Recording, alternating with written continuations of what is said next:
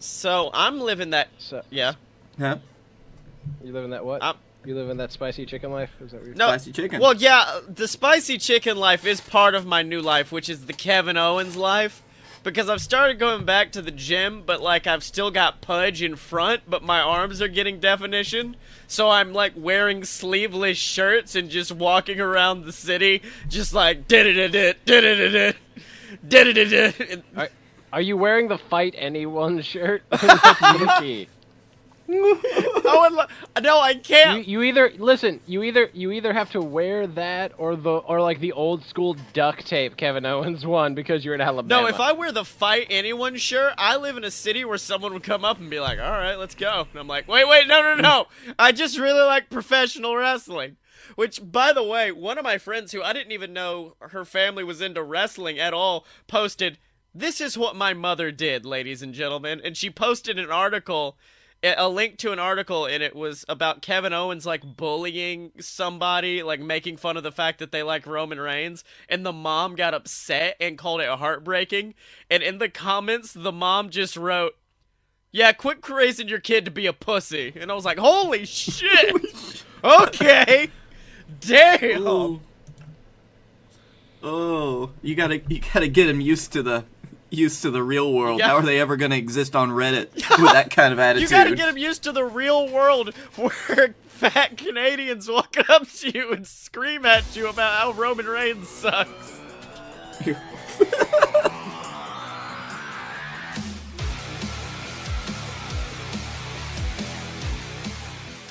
Welcome to Fight Boys, ladies and gentlemen, the weekly podcast about professional wrestling and not so professional wrestling. I am your host, as always, Scotty Moore, joined by my tag team partner in crime.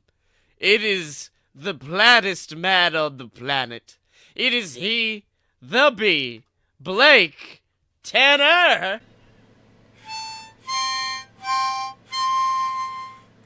Hey, buddy, how you doing? The harmonica playing guy. Was that anything, or was that just a random tune? I'm just dicking around. I mean, I could do. Oh,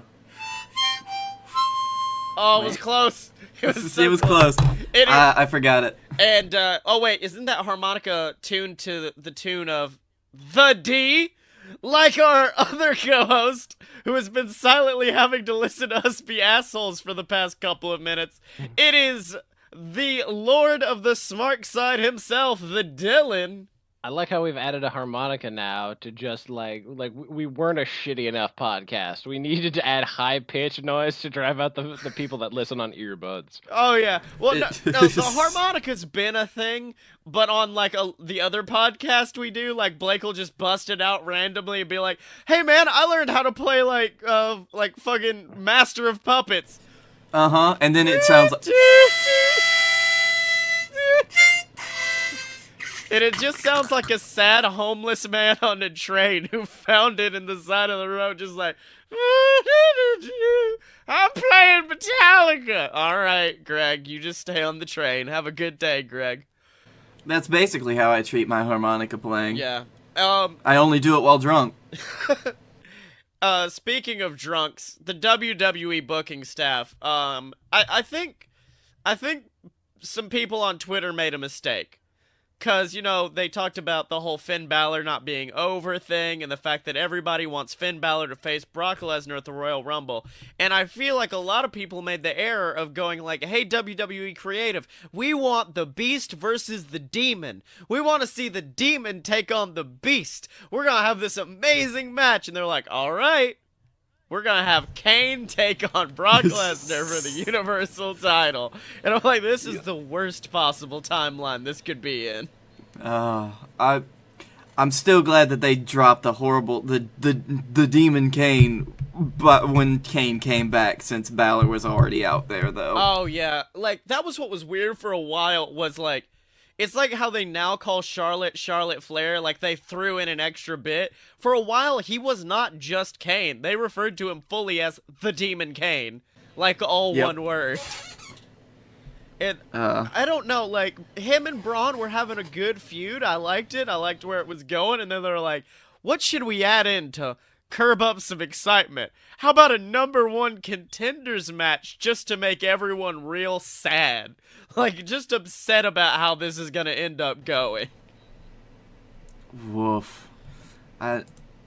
I'm gonna be honest, I've been so out of the fucking loop lately, like, I have no idea what's going on. Yeah, well, I mean, I get the, like, updates on my phone from, like, the WWE app, and it was just like, Braun Strowman takes on Kane in a #1 contenders match, and I'm like, for the fucking US title? What?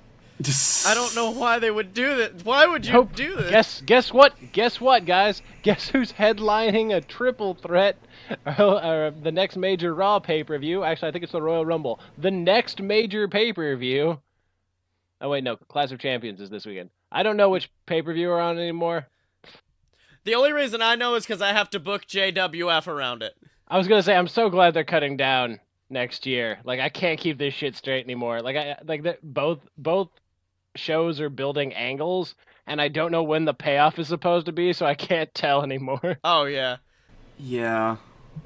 I'm also glad that they're cutting down, because this is just too fucking much. Every 2 weeks? No. Now, as somebody who has to come up with constant content for a professional wrestling podcast show, I do enjoy it, because I'm like, well, shit, we can do predictions like every 2 weeks, and it'll be fine.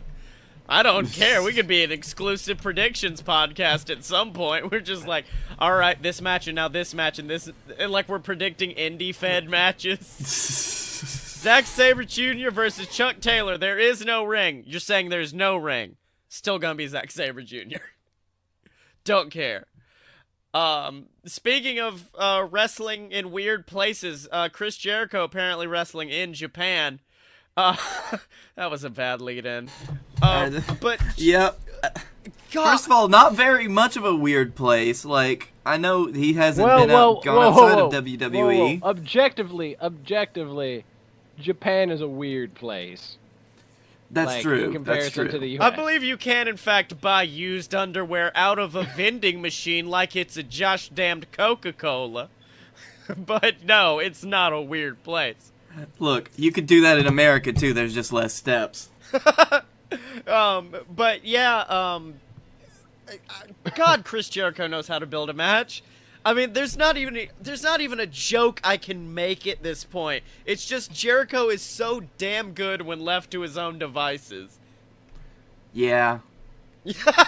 Even like you guys are just like, yep, that's all. Mm-hmm. Yep. What it do? That's how I am right now. Like, at this point, like, Jericho will go down as one of the best, just like in general of all time. Oh yeah, dudes, 100%.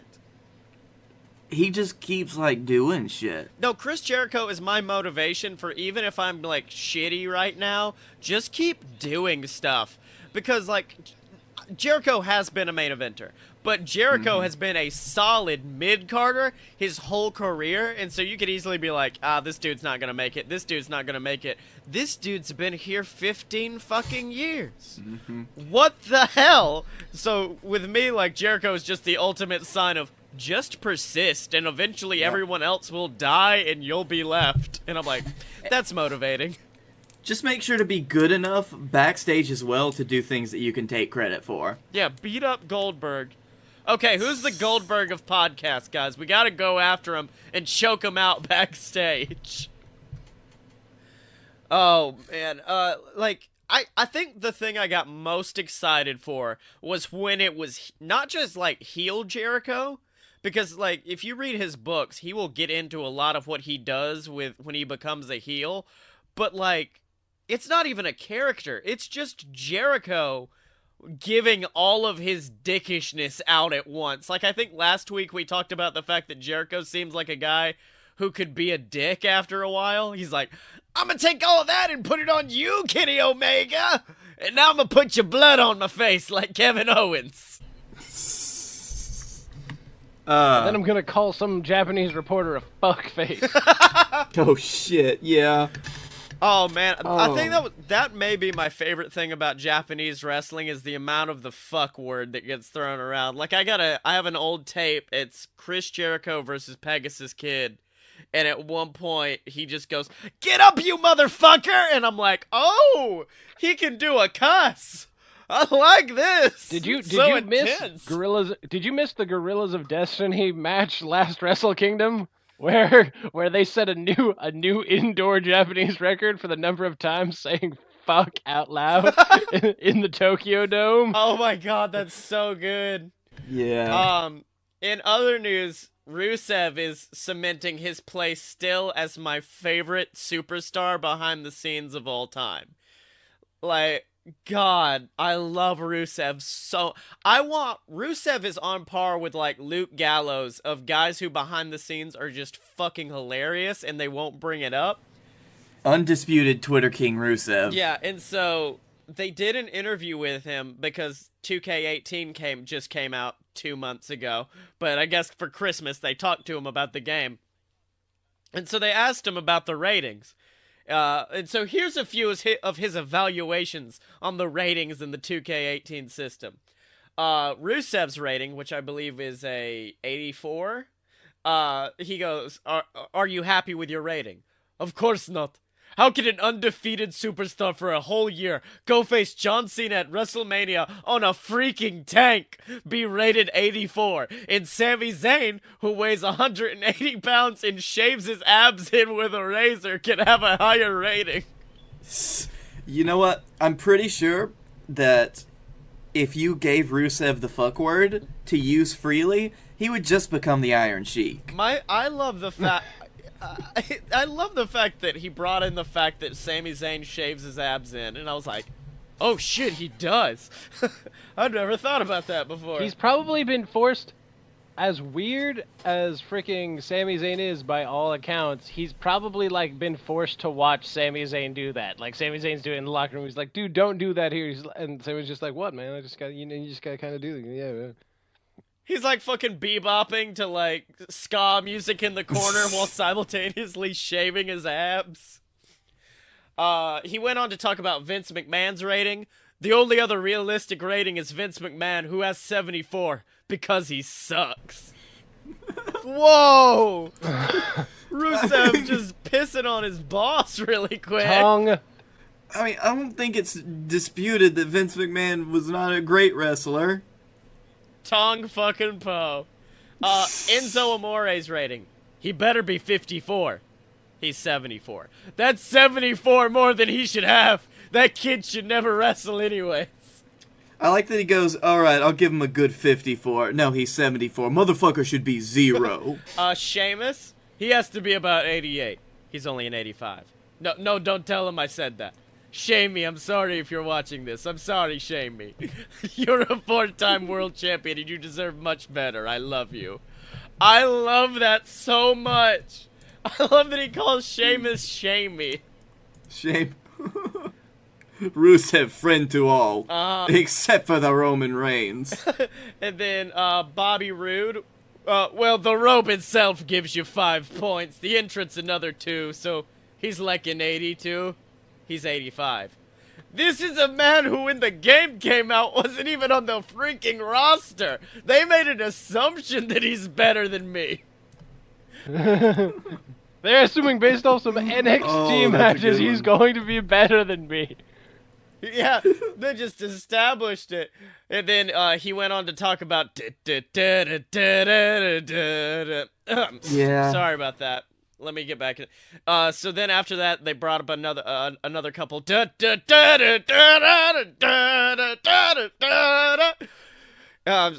I don't know what's happening right now. It's just a little feed me more. Welcome to a surprisingly insulting episode of Talking Back, where we just kind of talk about the fact that Rusev burned this motherfucker hard. Like, this is barely about Ryback, but any excuse I have to do that intro is my favorite thing in the world. So apparently, on one of the Usos' Instagrams, they posted, like, a video of Rusev working out, and Ryback just, like, fucking Ryback just went into the comments and was like, I would have expected more weight from the Bulgarian brute. 5 question marks. Hashtag fuck Rusev Day. So, as we can see, Ryback has he is leveled up enough to unlock the fuck word. At which point, Rusev, in the biggest Bulgarian burn, just goes, all natural workouts here. Oh! Oh, God, just destruction from Rusev. Because, yeah, poor Ryback. Ryback just went to a fucking gunfight with a water pistol. And Rusev was just like, I brought a cannon, bitch. To be fair, it's not a hard fight to win against Ryback on Twitter.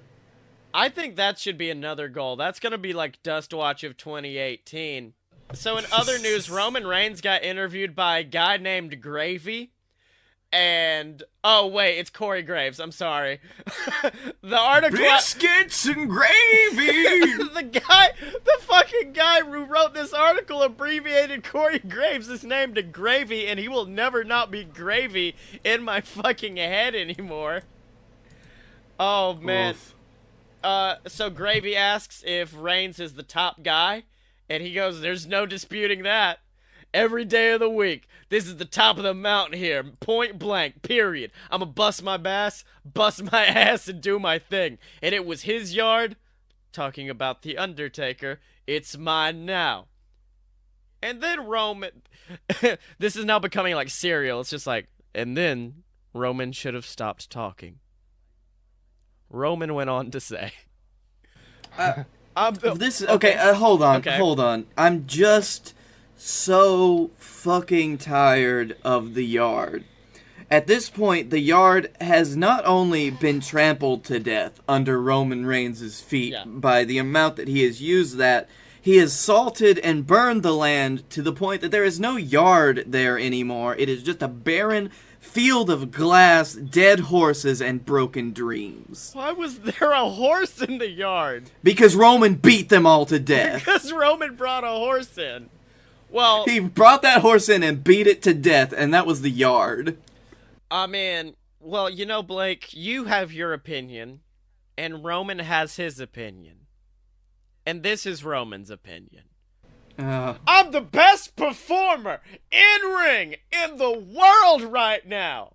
You can go to my matches, my pay-per-views over the last 3 years, and you can say I'm an idiot, or you can be like, man, he has a point. Do you know what I mean? No, I don't, Roman. I don't know what you mean.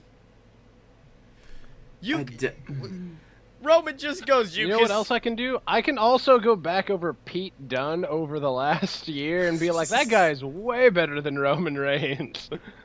Or Dylan, you could be like, man, he's got a point. Whatever. Roman Reigns isn't even the best performer on Raw. Yeah. On potentially retiring The Undertaker, Reigns said he was not prepared for how very emotional it would be.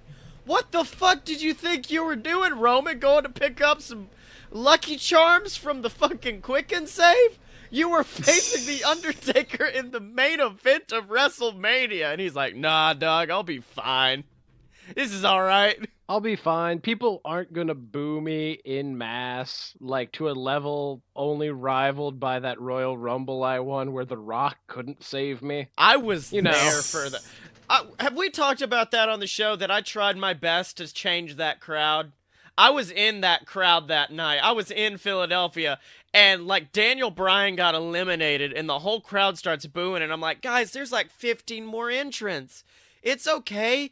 Maybe someone amazing is gonna come out, and we're gonna have them. Did it.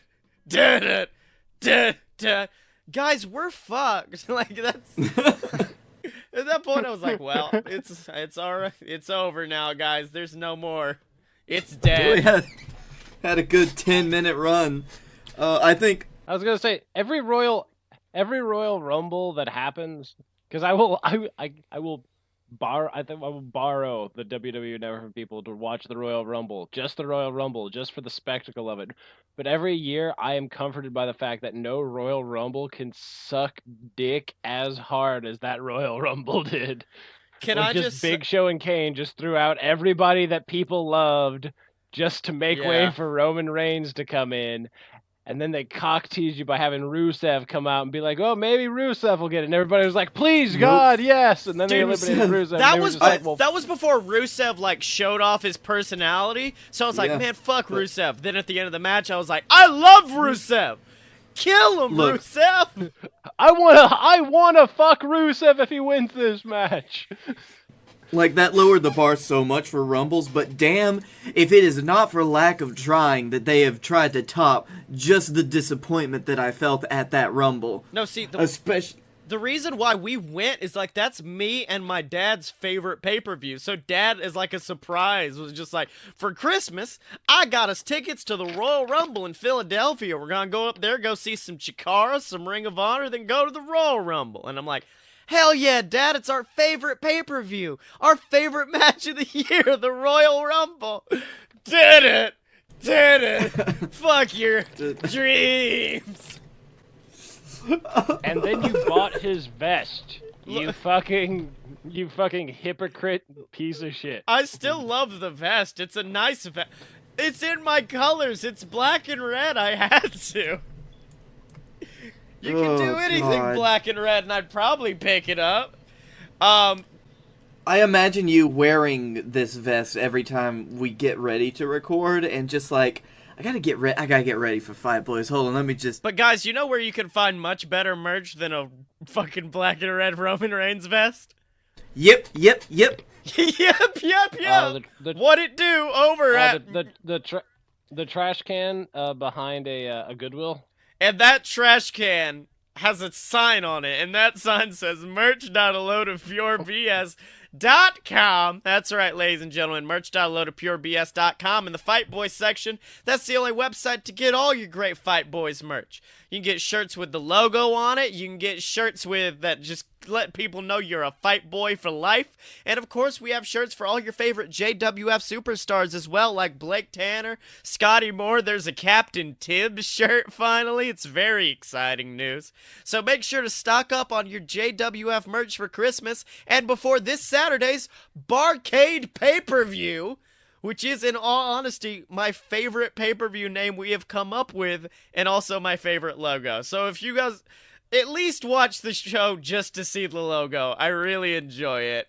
But that's not the only pay-per-view this weekend. Apparently WWE, constantly trying to stoke our coals, to fucking drift off of our heat, is running a pay-per-view as well called Clash of the Champions. And I think it's time, guys, to do a little bit of some predictions for some of these matches, and we'll just see if any of us can catch up to Dylan's boisterous lead. Survey says nope. Fuck you. Okay, we're gonna start off with a match that should have been built. Before we moved on, speaking of, and maybe it's just my love of tournaments from having watched so much New Japan. I'm actually excited for the mixed tag fucking Raw SmackDown tournament that they're starting exclusively on Facebook for some fucking reason. Not because I think the matches will be good, because they won't. I'll be really disappointed.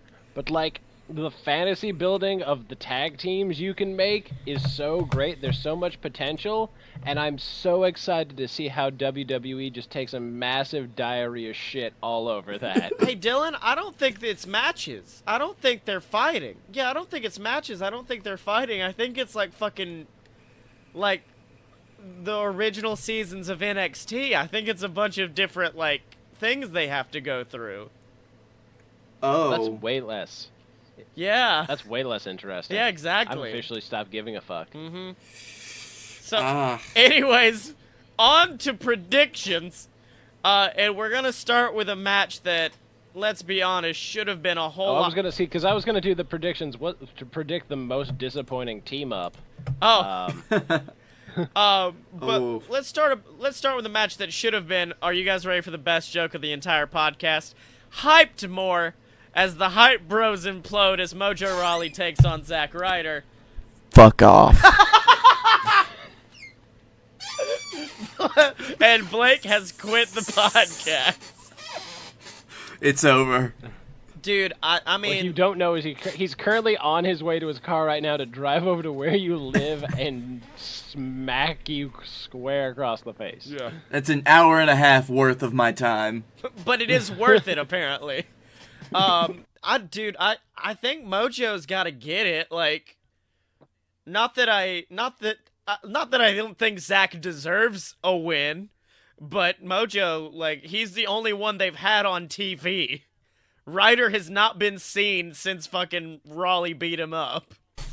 Well, yes, because that's Zack Ryder's place in life. Zack Ryder does not exist to win. Yeah. Oh god, See, that's what you sad. don't know is he's gonna show Yeah. up. He's gonna show up with Curtis Hawkins, and they're gonna reform the Edgeheads to beat Mojo. It's gonna be great. It's fantasy booking. Well, I'm joking. I pick Mojo Rawley for this because it's fucking obvious.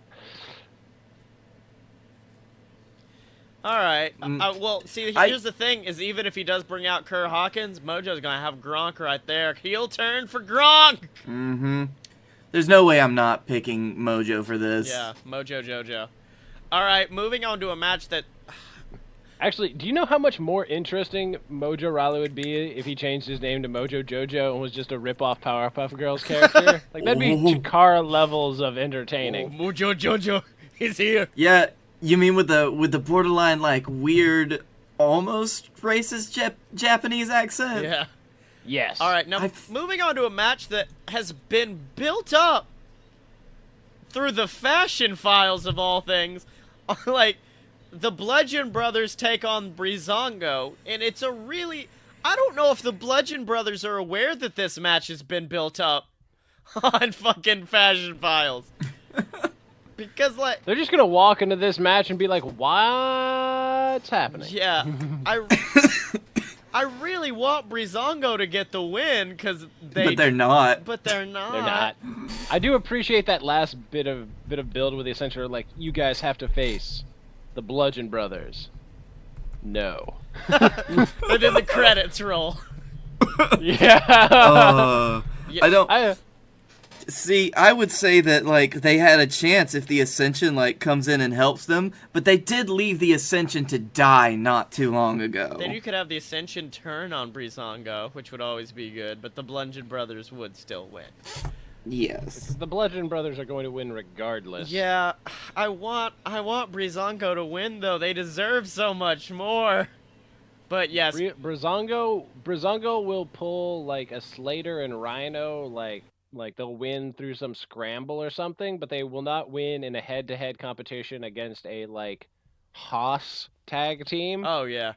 All right. And nothing screams Haas more than the Bludgeon Brothers. More than the word bludgeon in your tag team name. And walking around with big fuck-off hammers.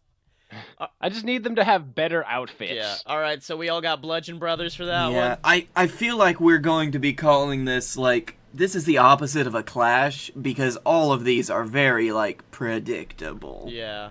Well, I don't think this one is. It is the Usos versus Gable and Benjamin, the New Day, and fucking Team Rusev and Aiden English. The team that God forgot. Oh, God. I think this might be the crowning / heel turn of Gable and Benjamin. This match exists with an extra team just so the New Day doesn't have to lose. Yeah. And New Day and Usos don't have to lose. The Usos don't have to lose. Yeah. The Usos. Yeah, I'll give it to Gable and Benji. Mm-hmm. Man, oh, that's God. me too. So yeah, I got Gable and Benjamin. Blake, you got the same? Mm-hmm. D? Fuck you. Rusev Day every day. Okay. Wait, Dylan, is this your fucking Bray Wyatt call of the Oh yeah. Oh yeah. Listen, Bray Wyatt's not actually in anything anymore, so I've decided to move those picks over to Rusev because he has just as great of a beard. Okay. I'm fucking holding you to that. Okay, so next up we have the U.S. title in Baron Corbin versus Bobby Roode versus the person getting pinned. You mean versus the gatekeeper that's really, really bad at his job? The gatekeeper who's just like, stop! You may not enter without a sword or a... You may enter. Mm-hmm. There's no way I'm not, like... I think my good breakfast brunch boy is gonna keep it. I don't know. This could be a crowning of a glorious United States champion. I think, yeah, I'm gonna give it to Bobby. I'm gonna say Bobby Roode, new U.S. champion. All right, thank God for some dissension. Yeah. Hey, quick question. When does this series of prediction? Are we predicting through Mania, or like when does this end? It was supposed to end at Survivor Series, but then we just kind of didn't because we didn't come up with a good like forfeit for whoever lost, also known as me. Okay, well so we'll come up with the forfeit after this one, and then we just start with the new year. That way we can get the big four. I was going to say, how about Royal Rumble will be the end of this series? Will be the end? Yeah. Okay. That changes it, because I have enough much of a fuck-off lead that I was almost picking Ziggler. Just pull one of those, just be like, I don't even need to. But yeah, shit. This is really tough, because, like Bobby should win it, but there's no real reason for him to. Yeah. But there's nothing else for Bobby to do, but there's nothing for Corbin to do either going into the Rumble. Other than possibly win it. I mean, they already made him take it, like get shit on with the briefcase. I can't see them giving him 2 opportunities to waste in 1 year. So that's why number 30 this year. Boom. He's back. Oh, sorry. I thought you meant the Undertaker. Mine's different. No, it's Bobby Roode in the Undertaker's hat. No. I'll go brunch boy out of the. All right. It's the under Bobby. I picked against him last time and lost, and then I want him to lose, so I'm gonna pick for him and hope that it works in reverse. Up next we have the Women's Championship: Charlotte versus Natty in a lumberjack match. Yeah. Raise your hand if you think Natty has a chance. No one? Really? Yeah. That's surprising. At first I was gonna be like, this is an audio podcast. No one's gonna be able to see it. Oh, they wouldn't have seen us raise our hands anyways. Yeah. Okay, this has happened every fucking time, but Charlotte retains. Carmella cashes in. At this point, I'm just gonna save it until the fucking WrestleMania. No, in all honesty, I think the Carmella cash-in is gonna happen on an episode of SmackDown at this point. I do not think they're going to use it on a pay-per-view. And also, like, hold on, Blake, I know I don't want to do this to you and, like, be like, dude, you're wrong, but it is a lumberjack match, which means all of the people around the ring who probably don't like Carmella are gonna be like, fuck you, and pull her out of the ring. Carmella's gonna get some help. Oh, wouldn't you love that? Carmella gets her briefcase, starts to roll in the ring, one of the lumberjacks is like, no, and then pulls her back out. Honestly, the most likely scenario, if there was a cash-in, is that the Riot Squad takes everybody out, like takes all the lumberjills out, and then takes out the people in the ring just to assert dominance. Yeah. And then Carmella, like, who has been hiding under the ring, comes out with the briefcase and is just like, and thank you. I thought you meant that Riot Squad takes everyone out, Liv Morgan comes out in fucking Carmella's tights. I mean, I would also accept that because Carmella has just started wearing, like, a one-piece, like, bathing suit, and, like, that looks real good on. Yeah. On the women's division. It reveals all of her hip bone, and I'm like, I don't know why this is sensual, but alright. Alright, so we all have Charlotte, right? And then... Yes, yeah. I have made my decision. And one cash-in choice. Okay. Up next, AJ versus Jinder Mahal. In a please WWE don't revert back to the sins of the past. Hold on a second. The India tour's over. There's no need to. Oh yeah, we didn't talk about the fuck off of. Hey, you know that guy we made champion to get in the Indian market? Let's have him lose to Triple H, the guy that never wrestles. Oh my god, I didn't think about that. Let's just. Okay. Jinder. I love it. Well, Jinder is now the definition of pin me, pay me. That man. Do you know? I like to think that it went like this. Jinder, you're gonna be fighting me and during the India tour. Oh really? I'm gonna go over. You're gonna give me the rub like you did to Seth Rollins, and Roman Reigns. No. I'm the new modern day Maharaja. Oh, I love like a drunk Triple H after the match. I'm the new modern Maharaji. I mean, he did dance like a drunk person with fucking, like, with Jinder and the Singh brothers. I can show you the world. Please stop. Shining, shimmering. Steph, come here. Trips, please stop. He did learn everything that he knows from Ric Flair. Mm-hmm. By the way, do we think the Singhs get involved? And if so, do we want to over-under on how far can AJ Styles, already a man that gets ragdoll a lot, throw a Singh brother? I'd say about 2/3 of the way across the ring. Yeah, it's gone. Hopefully into the other brother. As a matter of fact, I would say with the motherfucker. 1.5 Braun Strowmans.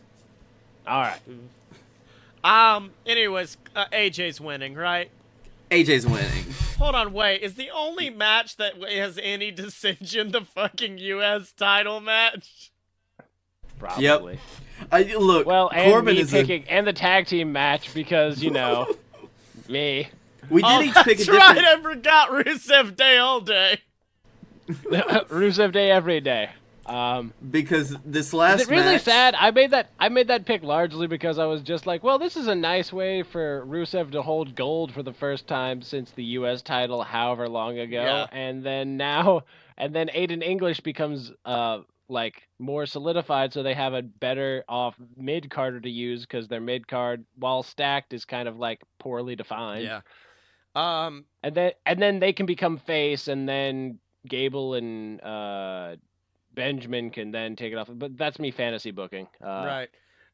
Well, let's move on to the main event of the evening that I doubt there will be any dissension on because given the fact that the stipulation says Kevin Owens and Sami Zayn will be fired if they lose, and a guy who's been threatening a heel turn, Daniel Bryan, is in the match as a guest referee. I wonder. I want him to take over and be like, not even heel, just be like anti-hero, where he was just like, you were wrong, these guys were all wrong, we're right. Like he's like, you know, he's wearing like, I don't know a commissioner we've had since then where it's not like, I am not like an abusive authority figure, but like, you people suck dick. Yeah, like I'm not gonna be abusive, but I do need you guys to understand. You may not like them, but they have a point. Yeah, I just need him to continue to abuse Byron Saxton for being a corporate, like, cock puppet. I really do, because that was the best 2 minutes. Well, it didn't happen in the WWE, it doesn't matter. Shut the fuck up, Byron. Well, what? And then Corey Graves, shut up, Byron. So, okay. My favorite thing, I haven't played 2K18 yet, but I've seen clips, and I believe in the in-game commentary, they insult Byron. It is in the programming of the game. They're like, listen, it won't feel like an episode of Monday Night Raw if no one's insulting Byron Saxton. Listen, the next time you think about feeling bad for Byron Saxton, just remember how shitty his finishing move was back during NXT. What I don't remember it, which shows how shitty it was. It was an STO, but it had like 3 weird unnecessary steps before he fucking hit the move. Here, hold on. Taking a little break real quick. We're gonna look up Byron Saxton finishing move. Oh, you might not want to see what happens when you type in Byron Saxton finishing. Byron Saxton finisher. It was called nothing. There's no... Saxotonic. Oh, okay. I was like, there's no name. All right. That's such a horrible name. It's a really bad name. Okay, let's see. Now, it looks like... Okay, a little play-by-play for those of you at home. It already looks like that he is not where he needs to be. All right. Oh, that was... Okay, so... Okay, I'm just going to evaluate this whole segment. Guy goes for a suplex, and you know how you do, like, the flip around and flip back behind them? Byron looked like he just snapped this dude's neck in half as he came down. Okay, now, Saxton... That would have been a really cool finishing maneuver. He can only do it to every opponent once, but damn, it's effective. All right, so it looks like he's got both hands under the chin with one arm trapped. And what the fuck? What was that? Exactly. I don't know what that was. was. The Saxtotonic. The Saxtotonic. Yeah, exactly. I found the top 10 moves of Byron Saxton. Number 1 is a jumping clothesline. Oh man, in case you're wondering how shitty he is, that like... You know, like the not a flapjack move, but like the catapult move where you grab them by the legs and fall. And that, yeah, that was one of his top moves. They're like, what's he really good at? Falling backwards. Jeez, I like to. We've gotten to the point where the predictions that usually take up a whole segment, we kind of like flew through them right now. So we've got nothing left to do but talk about Byron Saxton's worst qualities. Yeah. What is this? I could fill a whole podcast with just those. I mean, how much time Wow. you got, Blake? Wait, hold on. I think I saw a different move. The move I saw was called Saxtonation. Oh, I'm sorry. No, God. It's still garbage. Like, it's not better because it's now called Saxtonation. Oh, Jesus. I mean, you guys all know who my favorite NXT rookie was. Yep. What it do? And with that, let's move on to talk about patreon.com/fightboys. That's right, ladies and gentlemen. Patreon.com/fightboys is the website where you can go and support these good fight boys right here because we, of course, need all the monetary help we can get. We got to keep the JWF running, ladies and gentlemen. Everybody's favorite Birmingham, Alabama-based professional wrestling organization. And depending on how much you donate, you will, of course, get a spot in that most illustrious professional wrestling organization. For just $1 a month, you will be brought in, promptly jobbed up, and then been told to leave. But if you want more than that, and then told to fuck you'll off. be told to go fuck yourself.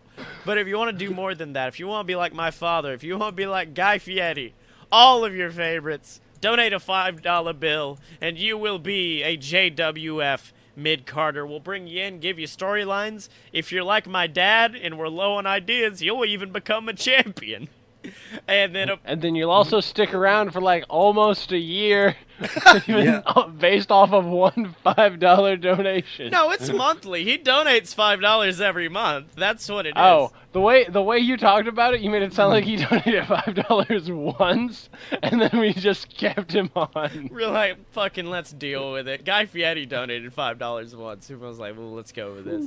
But if you want to guarantee to be a champion, if you want that, if you need that gold around your waist, then donate $30 over at patreon.com/fightboys, and you will become a JWF champion, which means, boys, it's now time for the amazing, fantastic, everybody's favorite professional wrestling organization in the world in Birmingham, Alabama. It's time for the JWF, and boys, the JWF is... Oh, wait, question. Do I need to be here for this part, since I'm actually not on it at all? I mean, damn it, Dylan. Dylan's like, hey, guys, let's just go. I'm going to go fuck off.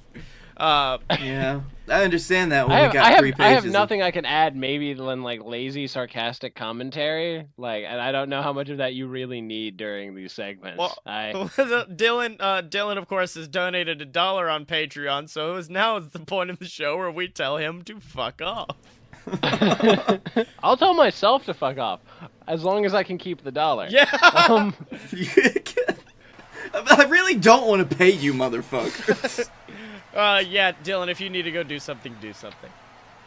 I need to sleep. Yeah, go. Is that yeah, all right? Yeah, go do that. I only work 9 hours and then help do this. I don't know what. Yeah, I don't know what else you expect of me. I'm cutting all this, but get out. All right. You want me to tell you what I learned? So, Dylan, what did you learn this week? No, because I'm going to put in the part where where you say you're leaving. So. I'm leaving. Yeah, good. No, put that for what did you learn today? I'm leaving. I learned I'll tell myself to fuck off as long as I can keep the dollar. No. Oh. It needs to be something like, I learned that this is a fantastic show and this was definitely not pre-recorded.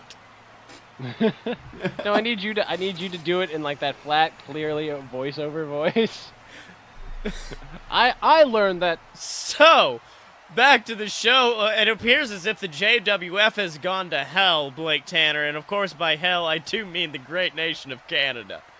As last week, fucking Canada Charlie came in, completely took over the company after his father was injured not 2 weeks ago at the hands of EWO. It was horrifying to watch, and he's become a tyrant. He's taken over the company, declared himself #1 contender. I mean, he has changed the entire landscape in just 1 week.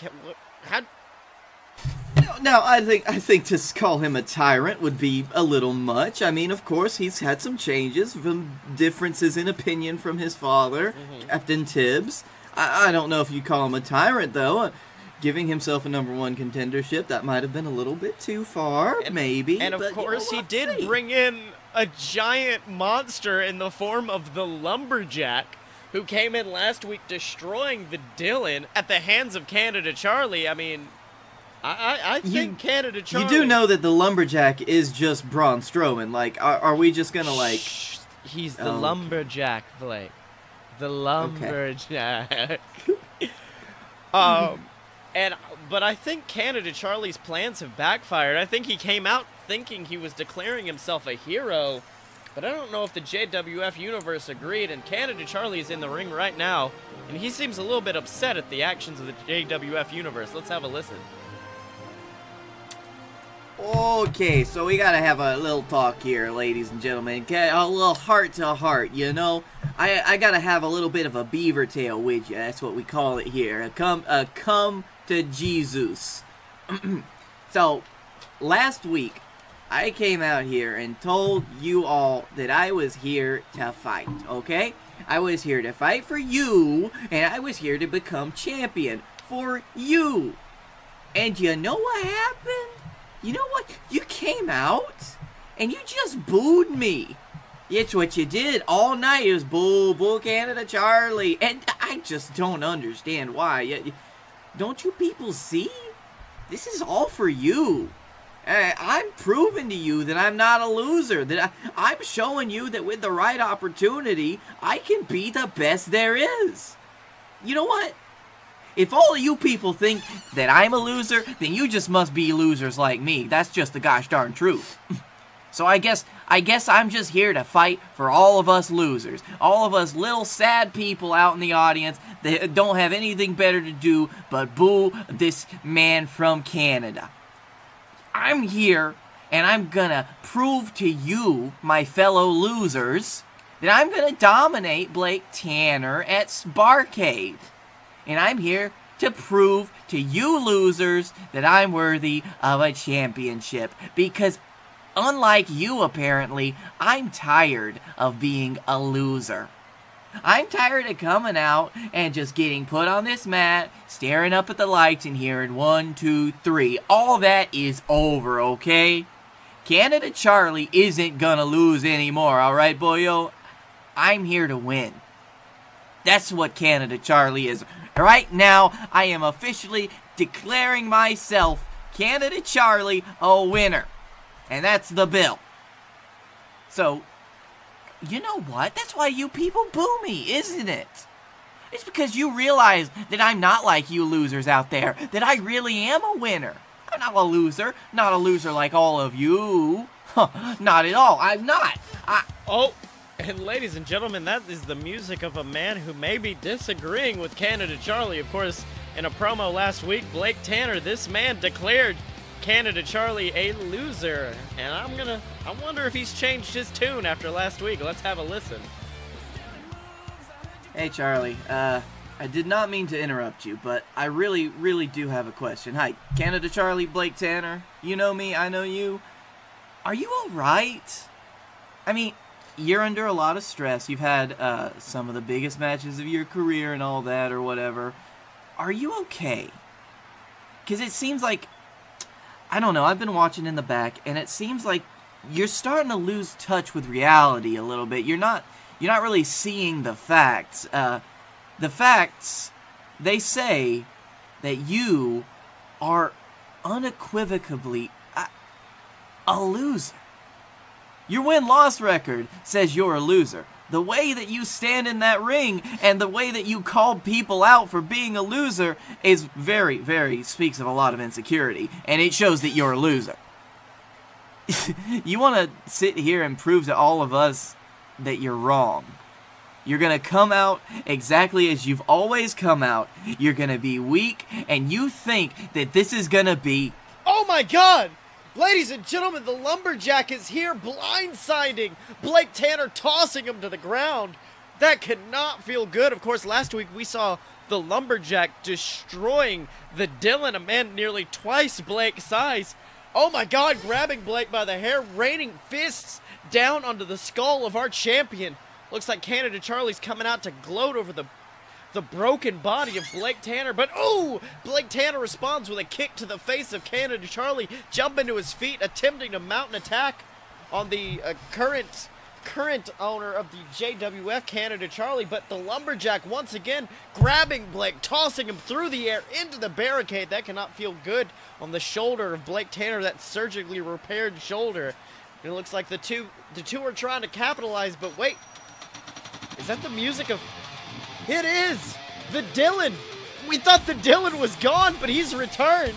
Running down and attacking the Lumberjack, jumping on his back, choking him out. It looks like Charlie's going after Blake, responding with a series of punches. It has become chaos at ringside, ladies and gentlemen. What? No, that's not... That can't be... That's not the... That can't be the music I think it's hearing. He was nearly killed 2 weeks ago. No man could have recovered in 2 weeks' time, but oh my god, it is! It's Captain Tibbs! The prodigal father, the prodigal owner has returned to claim his company and take it back from his son. Let's hear what he's got to say. I'm back, you motherfuckers, and I'm better than ever. But it seems in my absence, as Tibbs was gone, as I was traveling beyond this world and the next, as I had to use the darkest arts in Captain Tibbs's repertoire to return to 100% and my full strength, that this company has gone to hell in a handbasket. We have gone all the way north of the border, all the way into the cold, cold wilds of Canada, and Charlie, listen here, my boy. I know you're my son. And I know that I left you a long time, and I know that I wasn't there for you. And I know that one day, when old Tibbs does cross from here and release this mortal coil, you are gonna run this company. But I ain't dead yet. And you sure as hell might be this Sunday, because you have made some pretty bad decisions, my son. But you made some good ones, too. Let's go to those. You got a good match between the Dylan and this guy, this big guy, this magnificent Lumberjack right here. I could chop some trees with this guy. But then you made yourself a match against Blake Tanner. Okay. Not gonna talk about that one. We're gonna talk about that one later. Actually, all this talk about matches, it's giving me a little bit of itch right here. A little bit itch, you know what I'm talking about? It's, ooh, yeah, Tibbs has got that itch. He's got that itch to make some matches. Because you know what? Tibbs is here, and he's in control. Let's make some quality competition to this main event. Which is why tonight's main event, my friends, my Canucks, as it were, since we are in Canada, is gonna be you, Canada Charlie, and your big bearded lumber boy taking on Blake Tanner and the Dylan in a tag team match. Yes, yep. Oh my! Holla if you hear me. Oh my God, ladies and gentlemen, in what is an absolutely groundbreaking announcement. I mean, Blake Tanner and the Dylan teaming up. We haven't seen that in months. Not since the implosion of the Fight Boys have we seen these two on the same side of the ring together, but they're going to be teaming up tonight to take on the Lumberjack and Canada Charlie in what's going to be an absolutely amazing tag team match. But speaking of tag team matches, ladies and gentlemen, let's move on to the JWF Tag Team Champions, the team of Eye to Eye, the team of Scott Moore and his son, Scotty Moore. Of course, after last month's Los Trios Tangos pay-per-view, these men, of course, won the JWF Tag Team titles from the VWO and have had a target on their back ever since, a target that was zeroed in on last week by the Ascension. Men who I didn't think they could possibly even come back to this company. Men who have betrayed this company in the name of the WWE. They're here and they are challenging for the JWF tag titles. Absolutely horrifying to hear. How did you react to the news that they were the new number one contenders, Blake? Well, you know what? I think it was kind of a little bit of a blindside that they wanted to stay in this company after everything that they did, or even that they're allowed in the doors anymore. But then again, as we've seen, management has been kind of in an upheaval, so I guess they took their chance. Not the biggest fan, but I'll say that. I'm definitely not the biggest fan, especially after what they did at Los Trios Tangos. But they have a match this Sunday against Eye to Eye. And one of our top interviewers, Honeypot, is backstage with Eye to Eye right now, and I think he has a few questions. Let's go down. Hello, everybody. It's Honeypot's McRage, and I'm here today with the men known as Eye to Eye. Gentlemen, last week you found out that you were going to be facing the newly reformed team of Victor and the King of the Rat Babies, Connor.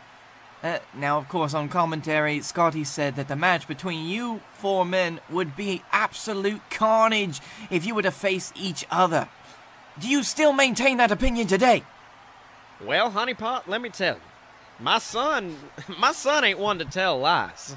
I've seen him do some horrible things in that wrestling ring, nearly kill other men, but lie? That's not what he's about. My son's honest, and when he said it was going to be carnage last week, he meant it. But we thought about it, and we realized that Canada Charlie in charge, he had planned for us a nice, straight-laced wrestling match. Tag in, tag out, headlock, drop down, the whole 9 yards. And that's what Canada Charlie wanted for our tag match. Which is why I am so damn glad that crazy son of a bitch Captain Tibbs is back. Because, Honeypot, let me tell you something. Do you know what it feels like to be betrayed? Do you know what it feels like to see someone disrespect the company that you've made since day one? It feels bad, Honeypot. It feels real damn bad. In the Ascension, well, they've disrespected the JWF by betraying us. They disrespected my father and me by assaulting us on their very first official night back, and I'm not one to take disrespect. Which is why this Sunday at Barrcade, I'm going to take something else. I'm going to take a steel chair and wrap it around Victor's ribs. I'm going to take a kendo stick and smash it over Connor's face. I'm going to take a ladder, climb that son of a bitch, and jump off and deliver an elbow straight to the heart of the Ascension, because I don't care what Canada Charlie wanted. This ain't going to be a straight-laced wrestling match. It's going to be no disqualification and Ascension. You are going to dread the fact that you could just never see us eye to eye. I'm sorry. I was just I've got to get my hand out of my face right now. Just I've got to deal with that pun for a second. Scotty, how did you feel about so Eye to Eye? Yes. I don't know. It's okay. Well, I mean, it's astounding to hear that apparently Strong words from Scotty Moore and Scott Moore. Strong words from this father-son tag team who has just proven themselves to be strong contenders, and I think they've just called their shot here. Well, let me tell you something, ladies and gentlemen. I mean, looks like with Captain Tibbs back, he's gone crazy. He's allowing that match to become a no disqualification. Wait, hold on. I'm getting a note right now from Captain Tibbs in my earpiece, and it looks like, oh my God, looks like he has changed the match between the Dylan and the Lumberjack to a last man standing match. Now, of course, we knew Canada Charlie was a man who liked nice, clean wrestling, but Captain Tibbs wants craziness this Sunday, ladies and gentlemen, because it looks like we're going to have a no disqualification match. We're going to have a last man standing match. But right now, I think we have to deal with this tag team match as Canada Charlie and the Lumberjack take on Blake Tanner and the Dylan. So, Blake, who have you got in this match? You know what? I think it's a hard match to call. Of course, Canada Charlie is the obvious weak link of these four men, but the Lumberjack has proven time and time again that he is easily worth 37 Canada Charlies. That's right. And it looks like Canada Charlie is actually starting off the match against Blake Tanner. Blake looks like he was going to make a move, but Charlie quickly tagging in the Lumberjack, who stares down at Blake from nearly 7 feet tall. I mean, that's got to be intimidating looking across from the ring. Oh, and the Lumberjack goes for a quick clothesline, but the quickness of Blake Tanner allows him to duck underneath it, moving across the ring. At this point, I think it's just a game of survival for Blake Tanner, ducking another clothesline, but responds with a big kick to the leg of the Lumberjack. Let me tell you something, if you take out the legs of the Lumberjack, that's going to take out the beast itself. Several other Sweep the leg, kid! Sweep the leg! And it looks like he's trying as he puts more fast kicks into the legs of the Lumberjack. But, Lumberjack hits back with a huge tackle, sending Blake to the ground, his head bouncing off the canvas. That cannot feel good for the cranium of the JWF champion. Looks like he's going for a quick pin, but barely gets his shoulder up at 2 is Blake Tanner. Let me tell you something. A normal pin getting the shoulder up is already hard, but when you have a massive, nearly 400-pound man weighing down on you, just getting the strength to lift him up with that 2 count. I mean, Blake, you've seen it before. It's difficult. Very, very. I mean, that's the weight of an oak tree just, like, covering you that you have to lift off of yourself. Oh, and I think the Lumberjack is not happy about that kick out, quickly picking Blake Tanner off the ground, ramming him into the turnbuckles, and setting him on the top rope. Looks like he's, going for a big choke slam off that top turnbuckle, but Blake kicks him away and dives, hitting a big crossbody for a 2 count. I didn't think we'd ever see the Lumberjack get put down so easily, but Blake Tanner uses that momentum to take him down.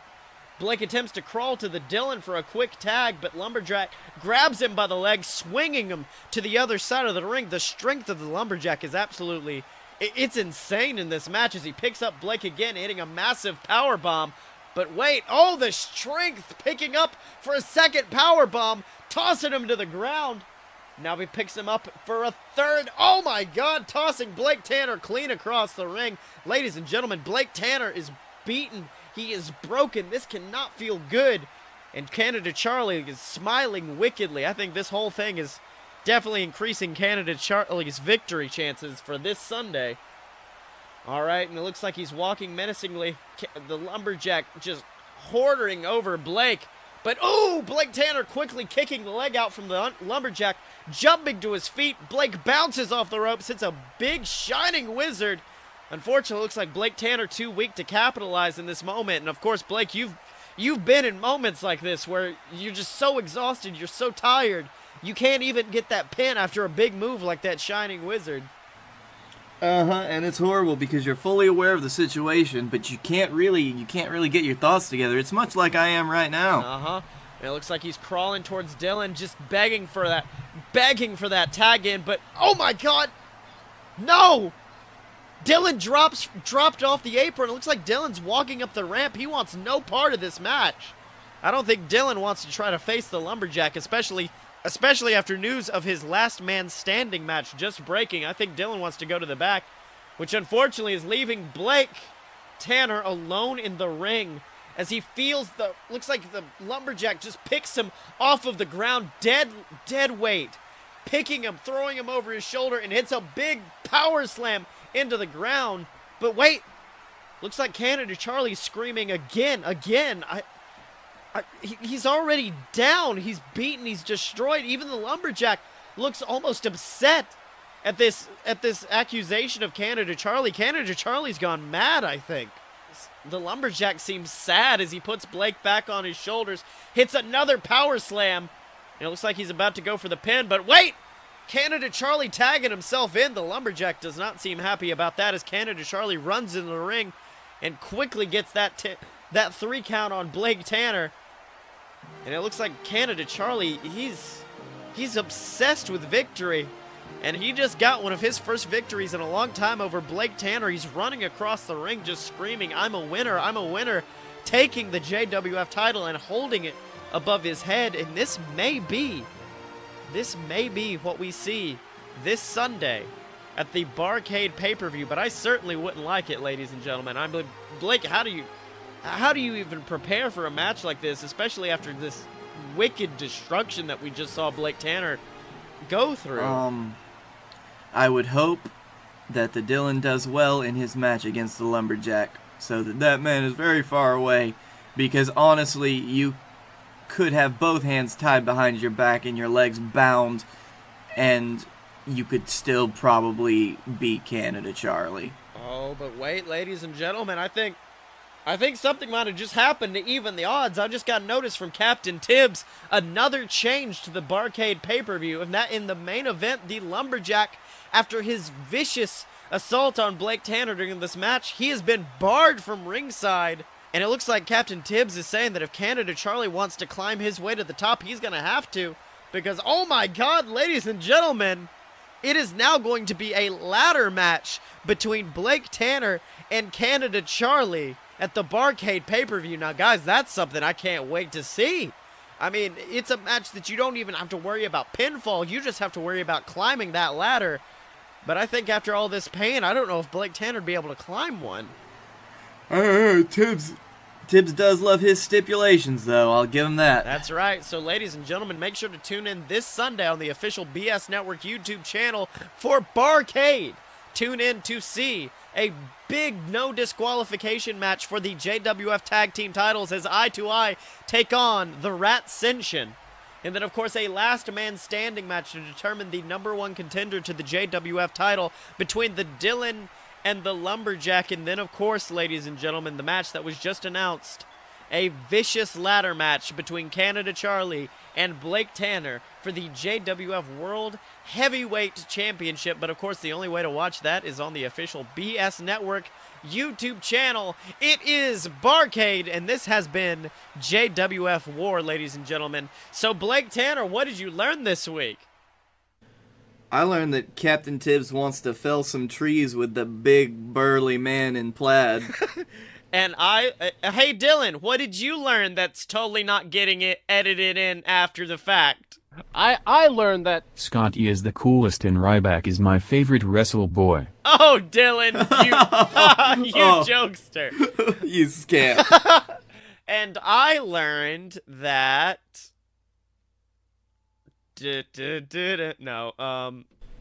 what did I learn? I learned something, didn't I? I also learned that some nights you just have to call your shot and pray for Rusev Day. I was about to say, and I learned that I love Rusev, but I think I already knew that. So Dylan can be found on Twitter at SexyChuckyT. Blake, where can they find you? At Blake A. Tanner on Twitter. I really did just have a moment of where I might stopped working for a second. At the Darkroom Video on YouTube, I just plug this at this point for my friends. Yeah. But I still try to do things from time to time. And on our other stuff. Yeah, and you can find me on Twitter at ScottyMo. That's SCOTTYEMO. You can buy my book on Amazon. It's called Queaselcorp, A Tale of Dicks and Douchebags. That's spelled QUEZALCORP. I have that book. I have its sequel, Queaselcorp Risen, and then soon we are going to have BS versus the Gods, the brand new novel featuring me and Blake Tanner taking on your favorite Grecian gods. And then, of course, ladies and gentlemen, you can find this podcast and all the other amazing BS Network products over at aloadofpurebs.com. There's this show, A Load of BS, the show where me and Blake Tanner get even more tired and even more bullshitty.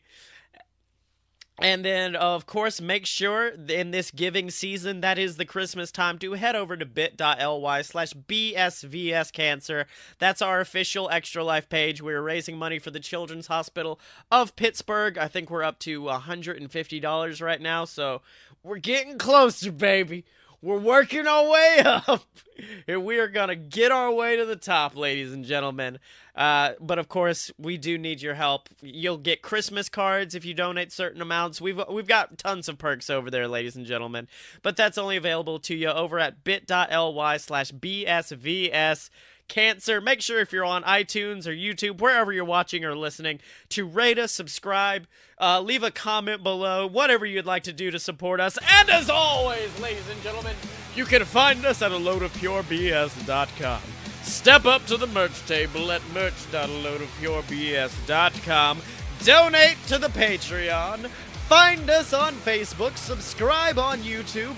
Find us on Twitter at Fight Boy Show. And remember, ladies and gentlemen, when you're a fight boy, you're a fight boy for life!